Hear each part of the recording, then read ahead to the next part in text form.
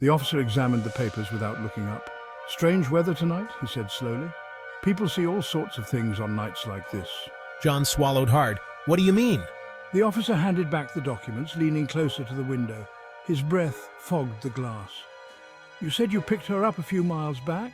There's nothing back there, no houses, no roads, just the woods."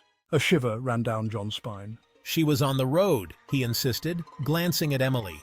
But she still hadn't moved, her eyes still fixed straight ahead. The officer straightened up, tipping his hat.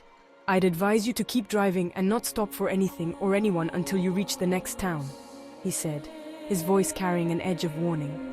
"It's easy to lose your way on nights like this." John nodded, his throat too tight to speak. The officer stepped back into the rain, signaling him to move along. As John pulled away, he glanced back in the mirror. The police car was gone. There was no sign of it, no lights, nothing but the dark road stretching behind them. "Where did he go?" John whispered, half to himself. "He's gone," Emily finally spoke, her voice soft and distant. "Just like the others." John's heart skipped a beat. "The others?" Emily turned to him slowly, her eyes finally meeting his. They were no longer the eyes of a frightened woman, they were dark, empty voids. "The others who tried to take me away," she said with a small, sad smile. John's blood ran cold. The steering wheel slipped from his hands as the truck began to swerve. The rain hammered down harder, drowning out his panicked breath. "Emily, what? What are you?" John's voice trembled, barely audible over the storm. Emily's smile widened, but it was a twisted, eerie smile. "I'm just someone who's been lost on this road for a long, long time," she whispered. "And now, so are you." When the world finally stopped spinning, I found myself alone in the truck. Emily was gone, vanished without a trace. The windshield was shattered, and the rain poured in, soaking me to the bone.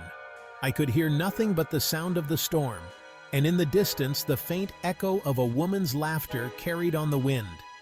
Terrified and disoriented, I staggered out of the cab, looking around wildly. But there was nothing, just the endless woods, the dark road, and the rain that showed no sign of stopping. Eerie laughter echoing in the distance.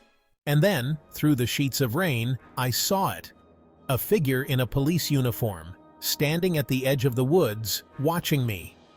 The officer raised a hand, as if in farewell, and then slowly disappeared into the darkness. I was left alone on the road, with only the rain and the knowledge that I was no longer alone in the night. John was left alone on the road, with only the rain and the knowledge that he was no longer alone in the night. The road stretched on, endless, and somewhere in the distance I could still hear the faint sound of footsteps, growing closer. Faint footsteps growing louder.